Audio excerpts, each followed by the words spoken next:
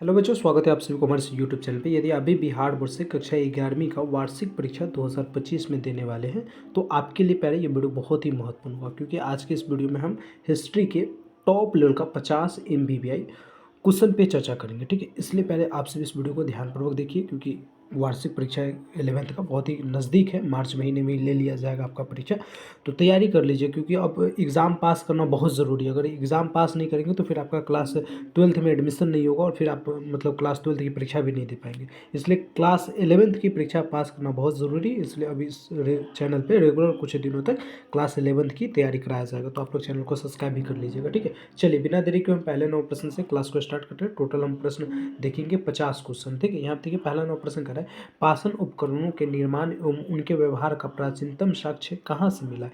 पाषाण उपकरणों के जितने भी उपकरण थे पाषाण के, उनके निर्माण का तथा उनके व्यवहार का प्राचीनतम साक्ष्य जो है ये कहाँ से मिले हैं। एशिया से, अफ्रीका से, यूरोप से या अमेरिका से। तो आप लोग बताओगे 1 नंबर प्रश्न का करेक्ट आंसर बी बताओगे। क्या बताओगे? बी बताओगे, अफ्रीका से मिले हैं। ठीक है, आगे बढ़िए पहले। और यहाँ पे देखिए दूसरा नंबर प्रश्न। दूसरा नंबर प्रश्न आपका क्या कह रहा है? कह रहा है यूरोप में मानव आवास का प्रमाण किस देश में मिला? यूरोप में मानव आवास का प्रणाम जो है, प्रमाण जो है, मतलब यूरोप में भी मानव प्रवास का आवास करते थे, यह इसका प्रमाण जो है यह किस देश से मिला? यूरोप तो एक महादेश है। ठीक है, और इसमें मतलब बहुत सारे देश आते हैं। जैसे एशिया में बहुत सारे देश आते हैं। एशिया में टोटल कितने देश आते हैं? 49 देश आते हैं। उसी प्रकार से यूरोप भी क्या एक महादेश है और इसके अंतर्गत बहुत सारे देश आते हैं। तो मानव आवास का प्रमाण जो है ये किस देश में मिले? पहले दूसरा नंबर प्रश्न करेक्ट से बताओगे डी, फ्रांस में मिले। कहाँ बताए? फ्रांस में मिले। ठीक है, आपसे भी बताओगे डी, बिल्कुल सही है। फ्रांस की राजधानी कहाँ है पूछे आपसे से एग्जाम में, तो याद रखोगे पेरिस। फ्रांस की राजधानी पेरिस। चलिए तीसरा नंबर क्वेश्चन देखिए पहले। तीसरा नंबर प्रश्न क्या कह रहा है आपसे? तीसरा नंबर प्रश्न कह रहा है, भीम बेटका के गुफाओं में किस जानवरों का चित्र दिखाया गया है? भीम बेटका गुफाओं में किस जानवरों का चित्र दिखाया गया? बहुत ही टॉप लेवल का प्रश्न है। याद रखोगे जंगली बैल का भी दिखाया गया, गैंडों का भी दिखाया गया, शेरों का भी, मतलब इनमें से सभी जानवरों का। क्योंकि देखिए भीम बेटका के गुफाओं में किस जानवर का, मतलब भीम बेटका को गुफा कर रहा है, तो गुफा में अगर जो चित्र दिखाया जाने की बात है तो सारे जानवर के चित्र दिखाया जाएगा। ठीक है, तो ऑप्शन नंबर डी याद रखोगे तीसरे नंबर प्रश्न का। चलिए आगे बढ़ते हैं और यहाँ पे देखिए चौथा नंबर प्रश्न। चौथा नंबर प्रश्न पहले आपसे क्या पूछ रहा है? चौथा नंबर प्रश्न आपसे पूछ रहा है कि आदि मानव के शिकरगाह का प्रमाण कहाँ से मिला है? आदि मानव के शिकरगाह का प्रमाण जो है ये कहाँ से मिला है? दुलती वेस्तोनाइस से या लेतोली से या उलदुही गोर्ज से या नियंडर घाटी से? तो आपके 4 नंबर प्रश्न का करेक्ट आंसर हो जाएगा ए, दुलनी वेतनोनाइस से मिला है। कहाँ से मिला है? तो दुलनी वेतनोनाइस से मिला है। क्या क्या चीज़ मिला है? तो मानव के शिकरगाह का प्रमाण। ठीक है, शिकरगाह का प्रमाण। तो ऑप्शन नंबर ए आपका सही आंसर हो जाएगा। 5 नंबर प्रश्न देखिए। 5 नंबर प्रश्न कह रहा है on the origin of speech species पुस्तक की रचना किसने किया? अच्छा, on the origin of species पुस्तक की रचना किसने किया? लैकमार्क, वेलेस, डार्विन या हेरोडेट्स?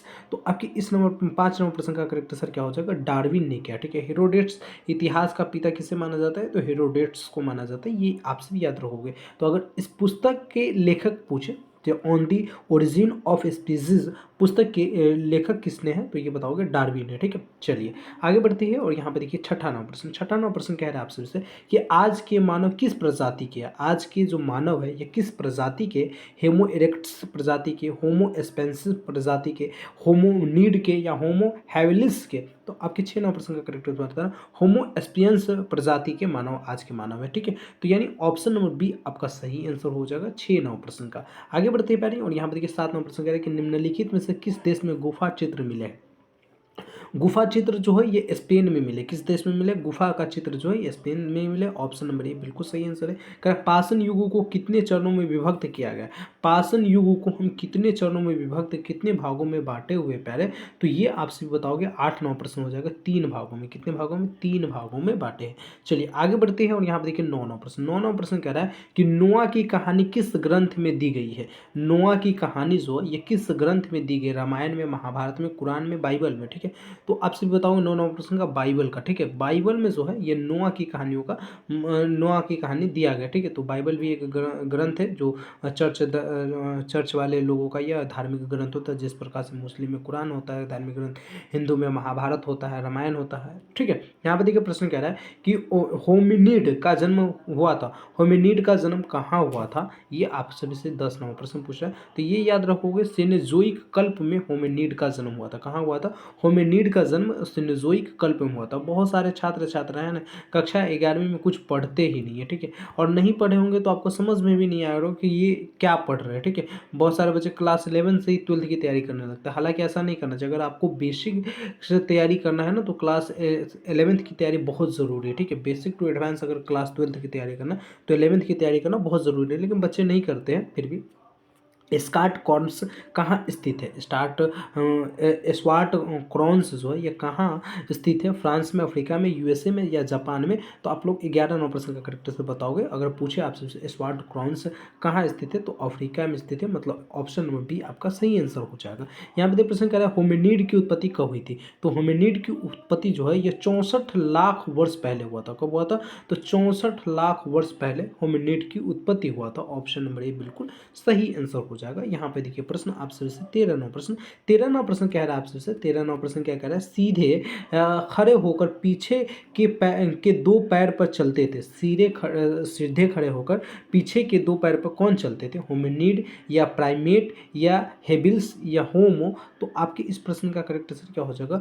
हेबिल्स। क्या बताओगे? हेबिल्स, यानी 14 का सी आपका सही आंसर हो जाएगा। सॉरी 13 नंबर प्रश्न है, 13 का ए हो जाएगा होमिनिड। क्या बताओगे? होमिनिड होगा। अगर पूछे कि सीधे खड़े होकर पीछे के दो पैरों पर कौन चलते थे, तो पीछे सीधे खड़ा होकर पीछे के दो पैरों पर मतलब उल्टा था ना, तो होमिनिड चलते थे। ऑप्शन नंबर ए आपका सही आंसर हो जाएगा। यहाँ पे देखिए पहले 14 नंबर प्रश्न कर रहा है पहाड़ों एवं महासागरों का निर्माण कब हुआ था? पहाड़ों एवं महासागरों का निर्माण जो है ये कब हुआ था? तो ये याद रखोगे अत्यंत नूतन में हुआ था, ठीक है। अत्यंत नूतन, यानी ऑप्शन नंबर सी आपका सही आंसर हो जाएगा। यहाँ पे देखिए प्रश्न 15 नंबर प्रश्न कह रहा है कि हथियार बनाने की तकनीक में अधिक प्रगति कब आई?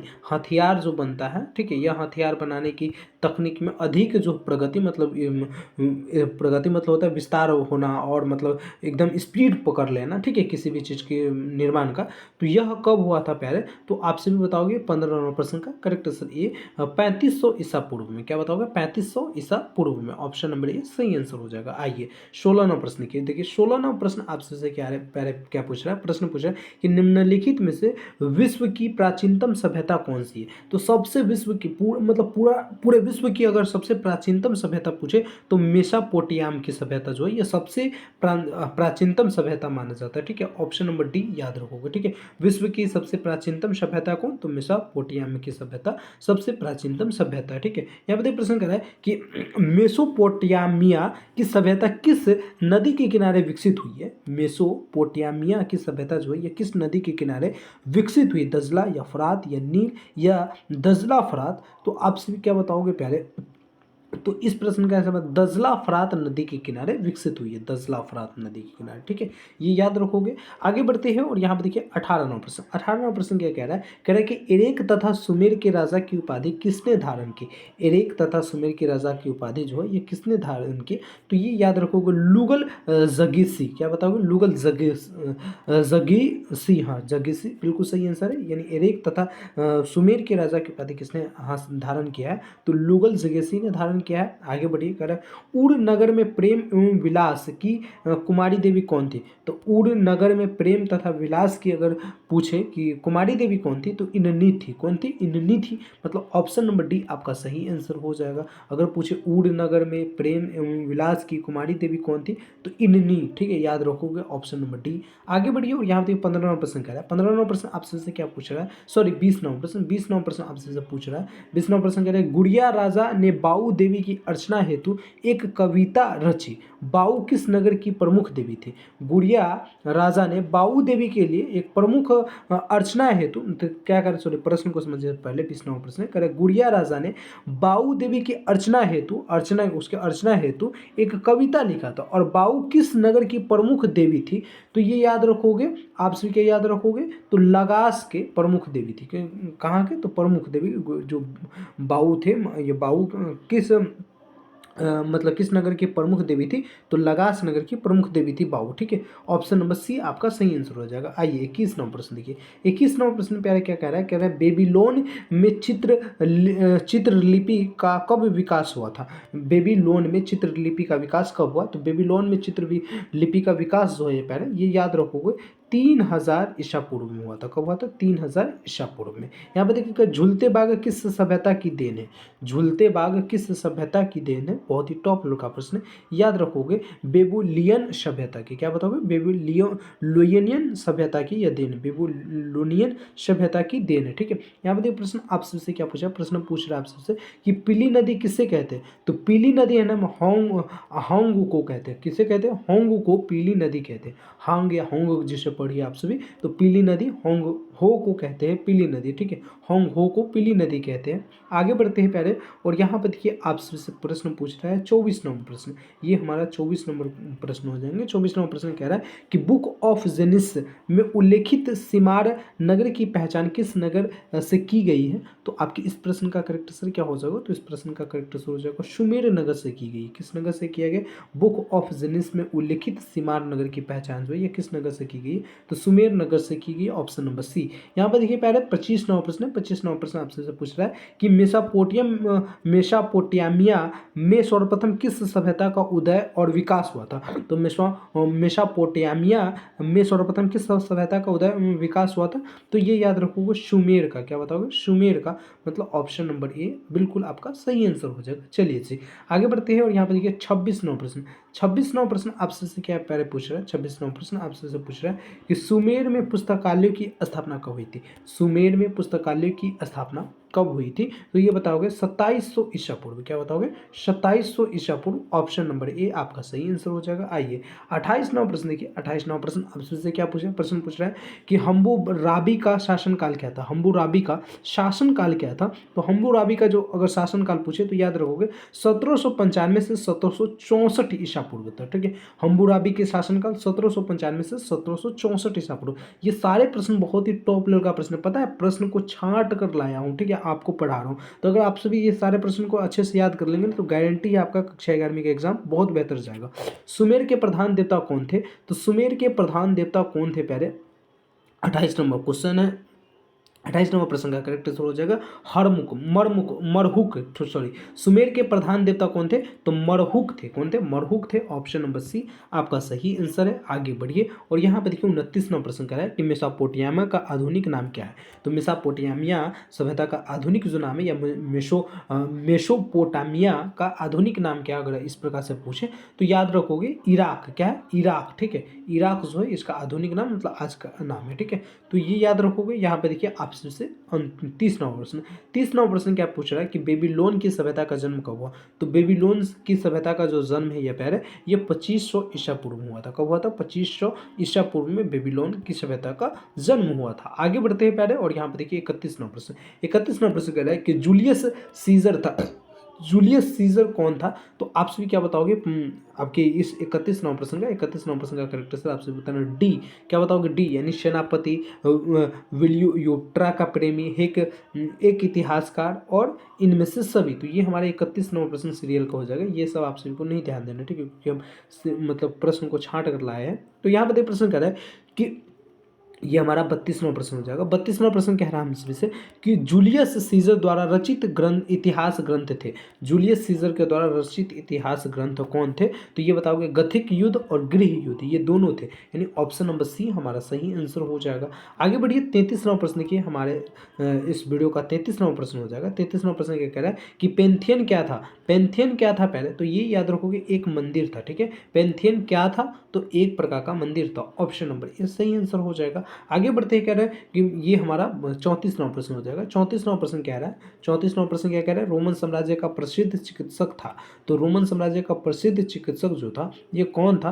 तो ये याद रखोगे गैलन था। कौन था? गैलन था, ऑप्शन नंबर बी बिल्कुल सही आंसर हो जाएगा। और इस वीडियो का 35वां प्रश्न है। 35वां प्रश्न कह रहा है कि जुलाई माह का नाम किसके नाम पर पड़ा है? जुलाई माह का जो नाम है, आज हम जुलाई महीना जानते हैं, ये किसके नाम पे पड़ा है? आर्गेस्टम के, या जूलियस सीजर के, या डायक्लेशियन के या नीरो के, तो आपके इस 35 प्रश्न का करेक्ट आंसर हो जाएगा जूलियस सीजर के नाम पे जुलाई माह का नाम पड़ा है। ठीक है, तो ऑप्शन नंबर बी हमारा सही आंसर हो जाएगा 35 प्रश्न का।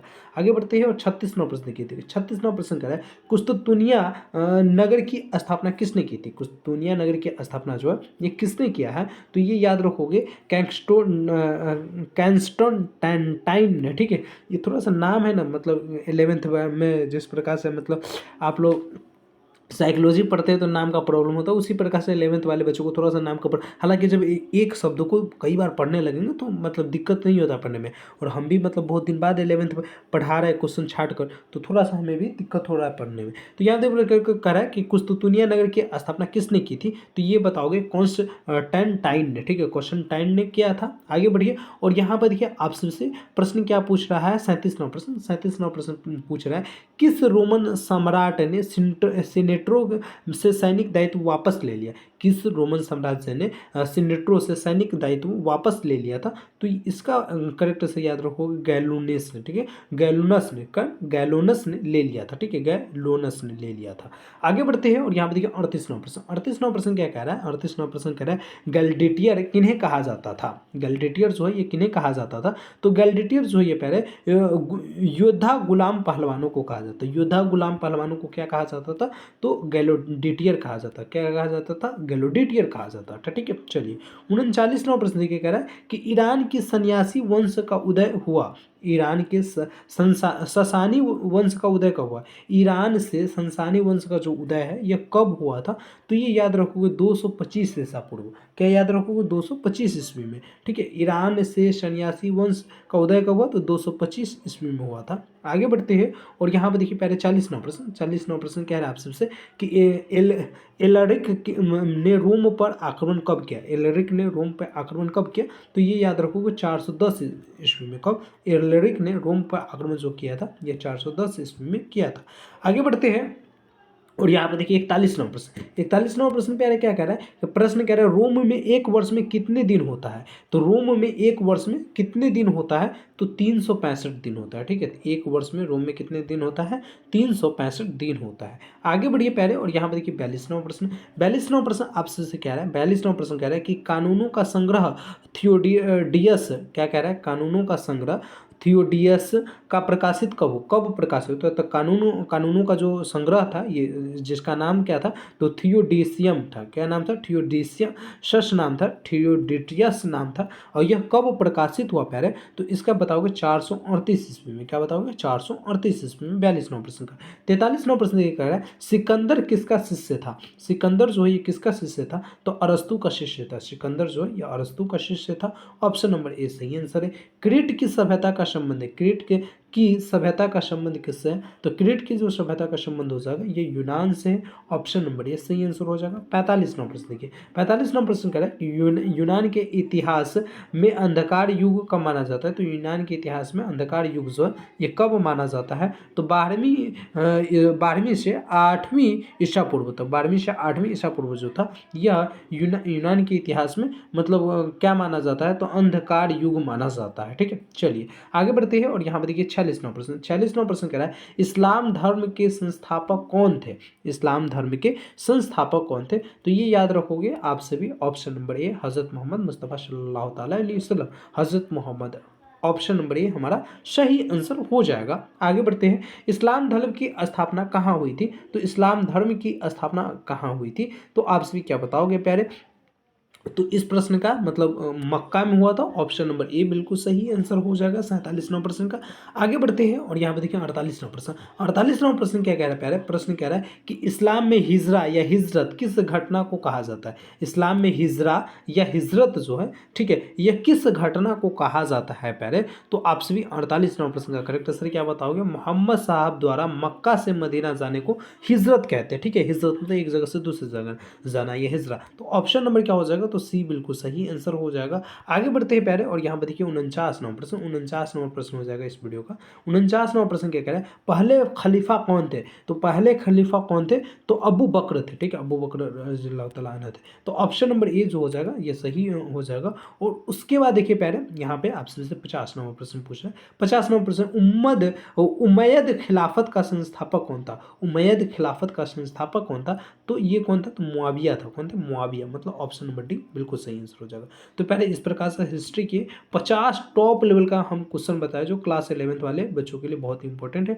यदि आपसे भी 11th वार्षिक परीक्षा 2025 में शामिल होने वाले हैं तो प्लीज़ इस वीडियो को ज़्यादा से ज़्यादा दोस्तों के साथ शेयर कीजिए। अब इसका पीडीएफ कैसे डाउनलोड करना है विथ आंसर की के साथ, ठीक है, देखिए ये आंसर की भी है, यहाँ पे मैंने आंसर की भी डाल दिया। तो इसको कैसे डाउनलोड करना है आइए अब मैं सिखा देता हूँ, ताकि आप लोग इसको डाउनलोड कर लीजिएगा और डाउनलोड करके मतलब वीडियो को भी देख कर और उस पीडीएफ को भी पढ़ लीजिएगा अच्छे से। क्लास 11th के मतलब अभी जो मैं क्लास लिया हूँ हिस्ट्री का, पीडीएफ डाउनलोड करने के लिए आप लोग गूगल पे आइएगा और यहाँ पे सिंपल से सर्च कीजिएगा BSEBCAREER, ठीक है, इस प्रकार से BSB कैरियर लिखना है। और आपसे भी चाहेंगे तो bsbcareer.com इस प्रकार से आपसे भी लिख लीजिएगा, ठीक है। गूगल पे जैसे ही लिखिएगा सबसे ऊपर आपसे एक वेबसाइट दिखेगा, जिस वेबसाइट का नाम होगा BSEBcareer.com, ठीक है, देख लीजिएगा सही से आप सभी नाम, ठीक है। और उसके बाद क्या करना है, इस वेबसाइट पर क्लिक कर लेना है। क्लिक करोगे कुछ इस प्रकार से ये वेबसाइट ओपन हो जाएगा। यदि आपसे हमारे व्हाट्सएप तथा टेलीग्राम ग्रुप से नहीं जुड़े हैं तो आप लोग है ना ज्वाइन कर लीजिएगा, ज्वाइन नाउ के बटन पे क्लिक करके, ठीक है। बाकी अभी आपको पीडीएफ डाउनलोड करना है तो सिंपल से क्या करना है, आप लोगों को क्लास 11th वाले सेक्शन पे क्लिक करना है। यहाँ पे देखिए क्लास 11th का सेक्शन दिख रहा है ना, यस दिख रहा है, इस पर आप सभी क्लिक कीजिएगा, ठीक है। क्लिक कीजिएगा पहले तो थोड़ा सा इस प्रकार से नीचे कीजिएगा तो यहाँ पे देखिए आप सभी को दिख जाएगा class 12th exam 2025 PDF download, और पहला पीडीएफ यहाँ पे अपलोड कर दिया गया 50 इंपॉर्टेंट एमसीक्यू क्वेश्चन का, ठीक है। तो सिंपल से इस पर क्लिक कीजिएगा, यह पीडीएफ आपके फ़ोन में डाउनलोड हो जाएगा। तो आइए और डाउनलोड कर लीजिए। बाकी अगला किस क्लास मतलब किस सब्जेक्ट का क्लास चाहिए आप लोग कमेंट बॉक्स में ज़रूर लिखिएगा, ये क्लास कैसा लगा आप लोग बताइएगा, ठीक है। चलिए मिलते हैं अगले क्लास में, जब तक के लिए जय हिंद जय Bharat, thank you so much.